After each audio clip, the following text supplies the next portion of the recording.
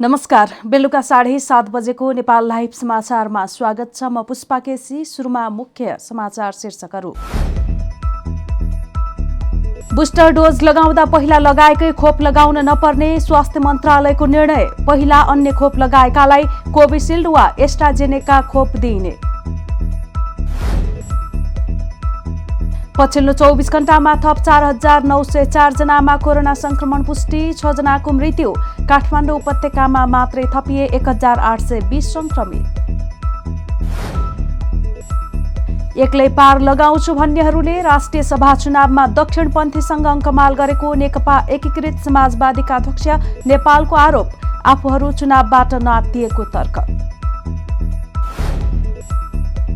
रुसी आक्रमणबारे आतंक सिर्जना नगर्न पश्चिमा देशलाई युक्रेनका राष्ट्रपति भोलोडिमिर जेलेन्स्कीको आह्वान। अमेरिकाले रुसको सुरक्षा चिन्तालाई बेवास्ता गरेको रुसी राष्ट्रपति पुटिनको आरोप। र सशस्त्र प्रहरीको एफएफ फुटबल क्लबलाई पहिलो पटक आहारारा गोल्ड कपको उपाधि। पेनाल्टी मार्फत मनाङ मर्स्याङ्दी क्लब 5-4 गोल अन्तरले पराजित। सामान राम्रो छ, ढुक्क हुनुहोस्। थाहा छ त्यसैले त यही लिन आएको। गुणस्तरीय प्लम्बिङको भरपर्दो नाम मार्बल। अब समाचार विस्तारमा। स्वास्थ्य तथा जनसङ्ख्या मन्त्रालयले दोस्रो वा बुस्टर डोज लगाउँदा पहिला लगाएकै खोप लगाउन नपर्ने जनाएको छ। डब्ल्युएचओ एसएजीईको माघ 7 गते र राष्ट्रिय खोप सल्लाहकार समितिको माघ 12 गतेको सिफारिसका आधारमा स्वास्थ्य तथा जनसङ्ख्या मन्त्रालयको माघ 14 गते शुक्रबारको मन्त्री स्तरीय निर्णय अनुसार बुस्टर मात्रा लगाउँदा पहिला लगाएकै खोप लगाउन नपर्ने भएको हो। 60 वर्षभन्दा माथिका व्यक्तिहरूलाई कोभिड-19 विरुद्धको बुस्टर डोज प्रदान गर्दा पहिलो र दोस्रो मात्र कोभिसिल्ड, एस्ट्राजेनेका, मोडर्ना, फाइजर वा भेरोसेल खोप लगाएकाहरूलाई कोभिसिल्ड वा एस्ट्राजेनेका खोप दिने निर्णय गरिएको स्वास्थ्य तथा जनसङ्ख्या मन्त्रालयले जनाएको छ। त्यस्तै पहिलो मात्रा खोप लगाएकाहरूलाई दोस्रो मात्रा दिन सोही खोप नभएमा कोभिसिल्ड वा एस्ट्राजेनेका दिने निर्णय भएको छ। विदेशमा पहिलो मात्रा कोभिसिल्ड, एस्ट्राजेनेका, भेरोसेल, मोडर्ना, फाइजर खोप लगाएकाहरूको हकमा दोस्रो मात्राको रूपमा कोभिसिल्ड, एस्ट्राजेनेका खोप प्रदान गर्ने निर्णय भएको मन्त्रालयले जनाएको छ। सत्ता गठबन्धनको समन्वय समितिका संयोजक एवं नेपाली कांग्रेसका नेता रामचन्द्र पौडेलले अहिले देखिएका समस्याहरूको निकास नखोज्ने हो भने गठबन्धनको औचित्यमाथि प्रश्न उठ्ने बताएका छन्। शनिबार बिहान बालुवाटार स्थित प्रधानमन्त्रीको सरकारी निवासमा बसेको बैठकमा संयोजक पौडेलले राजनीतिक गतिरोध अन्त्य गर्न नसके गठबन्धनको औचित्यमाथि प्रश्न उठ्ने भएकाले यसको समाधानका लागि गम्भीर हुनुपर्ने बताए। आज देशमा संसद चलेको छैन, सर्वोच्च अदालतमा गतिरोध कायमै छ। राष्ट्रिय महत्त्वका विषयमा गतिरोध कायमै छ। राज्य सञ्चालनमै गतिरोध देखिएको छ। सरकार संसदमा एउटा कानून पास गराउन सक्ने अवस्थामा छैन। बैठकमा उनले भने यस्तो अवस्थामा यो गठबन्धन गम्भीर नहुने हो भने, निकास नखोज्ने हो भने गठबन्धनको औचित्यमाथि पनि प्रश्न उठ्न सक्छ, पौडेलले भने। कानून संशोधन गर्न समेत सरकारले नसकेको अवस्था रहेको भन्दै नेता पौडेलले यसले गर्दा अहिलेको राज्य व्यवस्थालाई नै असफलतातर्फ लैजाने प्रयासहरू क्रियाशील भइरहेको देखिएको बताएका छन्। नेपालमा थप 4,904 जनामा कोरोना भाइरसको संक्रमण पुष्टि भएको छ। पछिल्लो 24 घण्टामा एन्टिजेन र पीसीआर विधिबाट 14,562 जनाको नमुना परीक्षण गर्दा शनिबार 4,904 जनामा संक्रमण पुष्टि भएको स्वास्थ्य तथा जनसङ्ख्या मन्त्रालयले जानकारी दिएको छ। गत 24 घण्टामा 10,101 नमुनाको पीसीआर र 4,461 नमुनाको एन्टिजेन परीक्षण गरिएको मन्त्रालयले जानकारी दिएको छ। मन्त्रालयका अनुसार पीसीआर परीक्षणबाट 3,318 जना र एन्टिजेन परीक्षणबाट 1,568 जनामा संक्रमण पुष्टि भएको हो। यस्तै गत 24 घण्टाको अवधिमा 5,924 जना कोरोना संक्रमण मुक्त भएको मन्त्रालयले जनाएको छ। गत 24 घण्टाको अवधिमा देशका विभिन्न ठाउँमा गरी 6 जना कोरोना संक्रमितको मृत्यु भएको मन्त्रालयले बताएको छ। हालसम्म कोरोना संक्रमणबाट मृत्यु हुनेको संख्या 11,703 पुगेको छ। यस्तै हाल देशभर 87,329 जना सक्रिय संक्रमित छन्। यस्तै काठमाडौँ उपत्यकामा 1,820 जना कोरोना संक्रमित थपिएका छन्। थपिएका मध्ये सबैभन्दा बढी काठमाडौँमा 1,404, ललितपुरमा 305 र भक्तपुरमा 111 संक्रमित थपिएका छन्। प्रधानमन्त्री निवास बालुवाटारमा बसेको सत्तारूढ 5 दलीय गठबन्धनको बैठक सकिएको छ। आज बिहान बसेको गठबन्धनको बैठक पुनः बोलाइएको थियो। स्थानीय सरकारको निर्वाचन जेठ महिनाभित्रमा सम्पन्न गर्नका निमित्त 5 दलीय उच्च स्तरीय संयन्त्रले प्रधानमन्त्रीज्यू मार्फत सरकारलाई सुझाव दिएको छ। त्यस्तै गरेर संविधानसँग बाँधिएका जुन कानुनहरू छन् ती कानुनहरूलाई संशोधन गर्नुपर्ने भयो। त्यो तयारी गर्नका निमित्त पनि सरकारलाई आज बसेको उच्च स्तरीय संयन्त्रको बैठकले सुझाव दिएको कुरा म यहाँहरूलाई जानकारी गराउन चाहन्छु। धन्यवाद। नेकपा एकीकृत समाजवादीका अध्यक्ष माधव कुमार नेपालले देशमा अहिले वाम लोकतान्त्रिक र दक्षिणपन्थी गरी दुईवटा गठबन्धन रहेको बताएका छन्। शनिबार पार्टी निकट निजामती कर्मचारी संगठनको राष्ट्रिय भेलालाई सम्बोधन गर्दै उनले आफूहरूको नेतृत्वमा वाम लोकतान्त्रिक गठबन्धन र एमालेको नेतृत्वमा दक्षिणपन्थी गठबन्धन रहेको बताएका हुन्। वाम लोकतान्त्रिक गठबन्धनमा कम्युनिस्ट पार्टीको रूपमा हाम्रो पार्टी, माओवादी राष्ट्रिय जनमोर्चा र वाम पार्टीको रूपमा रहेको जनता समाजवादी पार्टी छन्। लोकतान्त्रिक शक्तिको रूपमा रहेको नेपाली कांग्रेस यो गणतन्त्रको पक्षमा आन्दोलनमा उत्रिएको थियो।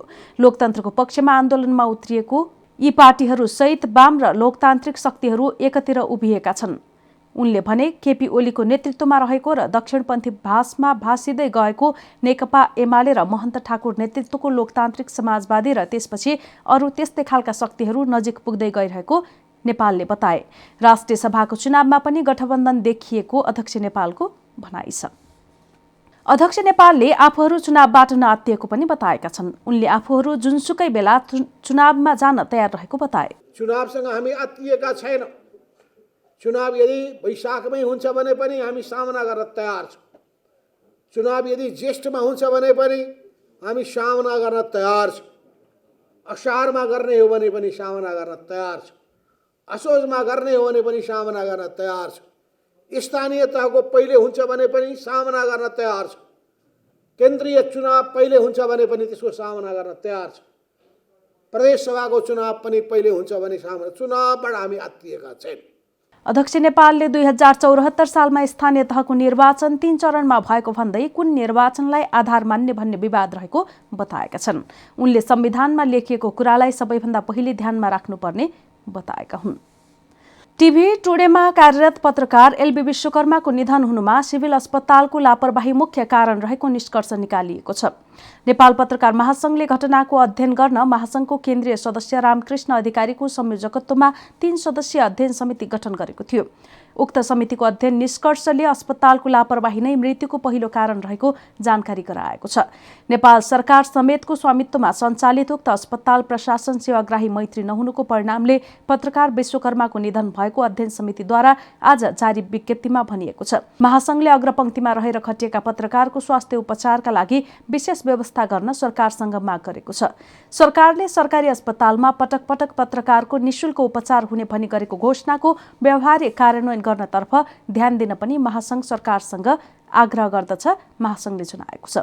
यस प्रकारको निष्पक्ष छानबिन गरी दोषीलाई कारबाहीको दायरामा ल्याउनु अस्पतालको जिम्मेवारी र कर्तव्य हुने महासंघको ठहर छ। टिभी टुडे सहित सञ्चार प्रतिष्ठानलाई योगदानमा आधारित सामाजिक सुरक्षा कोषमा आफ्ना कर्मचारी पत्रकारलाई समाहित गर्न, न्यूनतम पारिश्रमिक लागू गर्न, समयानुकूल पारिश्रमिक पुनरावलोकन गर्न र श्रमजीवी पत्रकार ऐनले व्यवस्था गरे अनुसार सेवा सुविधाको ग्यारेन्टी गर्न कार्यस्थललाई स्वास्थ्य मैत्री बनाउन महासंघको माग छ।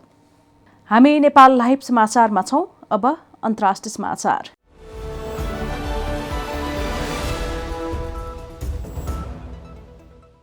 रुसी राष्ट्रपति भ्लादिमिर पुटिनले आफ्ना फ्रान्सेली समकक्षी इमानुएल म्याक्रोनलाई अमेरिकाले रुसको सुरक्षा चिन्तालाई बेवास्ता गरेको बताएका छन्। युक्रेनमा रुसले आक्रमण गर्ने आशंका गरिएको बेला उनको यो भनाइ आएको हो। रुसले युक्रेनलाई उत्तरी एटलान्टिक सन्धि संगठनमा समावेश नगर्न अमेरिकासँग माग गरेको थियो। रुसको यो मागलाई अमेरिकाले अस्वीकार गरेको छ, तर अमेरिकाले रुसलाई कूटनीतिक मार्ग अपनाउन आग्रह गरेको छ। अमेरिकी राष्ट्रपति जो बाइडेनले अर्को महिना रुसले युक्रेनमा आक्रमण गर्ने प्रबल सम्भावना रहेको चेतावनी दिएका छन्। रुसले बारम्बार यस चेतावनीको खण्डन गर्दै आएको छ, तर शुक्रबार पुटिनले फ्रान्सेली राष्ट्रपति म्याक्रोनलाई भने गतिरोध अझै सुल्झिएको छैन। अमेरिका र नाटोले आफ्नो चिन्तामा ध्यान दिन रुसले गरेको मागलाई अमेरिकाले अस्वीकार गरेपछि पुटिनको पहिलो भनाइ आएको हो। पुटिनले म्याक्रोनलाई भने अब अमेरिकाको प्रस्तावलाई नजिकबाट अध्ययन गर्नेछौँ। यसैबीच युक्रेनका राष्ट्रपति भोलोडिमिर जेलेन्स्कीले आफ्नो देशको सिमानामा रुसी सेनाको तैनाथीलाई लिएर आतंक सिर्जना नगर्न पश्चिमा देशहरूलाई आह्वान गरेका छन्। उनले आसन्न आक्रमणको चेतावनीले युक्रेनको अर्थतन्त्रलाई जोखिममा पारेको बताए। बिहिबार अमेरिकी राष्ट्रपति जो बाइडेनले रुसले अर्को महिना युक्रेनमाथि आक्रमण गर्न सक्ने आशंका व्यक्त गरेका थिए। युक्रेनको सीमामा करिब 1 लाख रुसी सेना तैनाथ रहेको बेला राष्ट्रपति जेलेन्स्कीले गम्भीर खालको चुनौती नदेखिएको बताएका छन्। गत वसन्तमा सेना परिचालन गरेको भन्दा अहिले ठूलो खतरा नदेखेको उनको भनाइ छ। नेपाल लाइभ समाचारमा अब खेल समाचार।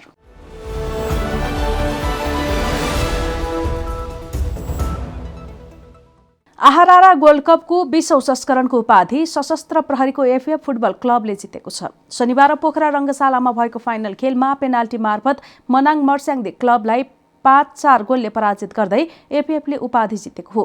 निर्धारित 90 मिनेट र थप 30 मिनेटको खेलमा दुवै टोलीले 2-2 गोलको बराबरी खेलेपछि पेनाल्टी सुटआउटबाट विजेता छनौट गरिएको हो। एफएफले पहिलो पटक आहारारा गोल्ड कपको उपाधि जितेको हो। सामान राम्रो छ, ढुक्क हुनुहोस्। थाहा छ त्यसैले त यही लिन आएको। गुणस्तरीय प्लम्बिङको भरपर्दो नाम मार्बल। नेपाल लाइभ समाचार सकिएको छ। समाचारको अन्त्यमा मुख्य समाचारका शीर्षकहरू फेरि एकपटक। बुस्टर डोज लगाउँदा पहिला लगाएकै खोप लगाउन नपर्ने स्वास्थ्य मन्त्रालयको निर्णय। पहिला अन्य खोप लगाएकालाई कोभिसिल्ड वा एस्ट्राजेनेका खोप दिइने।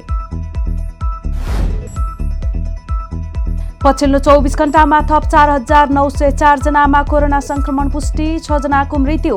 काठमाडौँ उपत्यकामा मात्रै थपिए 1,820 संक्रमित। एक्लै पार लगाउँछु भन्नेहरूले राष्ट्रिय सभा चुनावमा दक्षिणपन्थीसँग अङ्कमाल गरेको नेकपा एकीकृत समाजवादीका अध्यक्ष नेपालको आरोप। आफूहरू चुनावबाट नआत्तिएको तर्क। रुसी आक्रमणबारे आतंक सिर्जना नगर्न पश्चिमा देशलाई युक्रेनका राष्ट्रपति भोलोडिमिर जेलेन्स्कीको आह्वान। अमेरिकाले रुसको सुरक्षा चिन्तालाई बेवास्ता गरेको रुसी राष्ट्रपति पुटिनको आरोप। र सशस्त्र प्रहरीको एफएफ फुटबल क्लबलाई पहिलो पटक आहारारा गोल्ड कपको उपाधि। पेनाल्टी मार्फत मनाङ मर्स्याङ्दी क्लब 5-4 गोल अन्तरले पराजित। नेपाल लाइभ समाचार आज यति नै। हाम्रा अन्य कार्यक्रम नेपाल लाइभको Facebook page, YouTube channel, Twitter र हाम्रो वेबसाइट नेपाललाइभ.com मा पढ्न र हेर्न सक्नुहुनेछ। नमस्कार।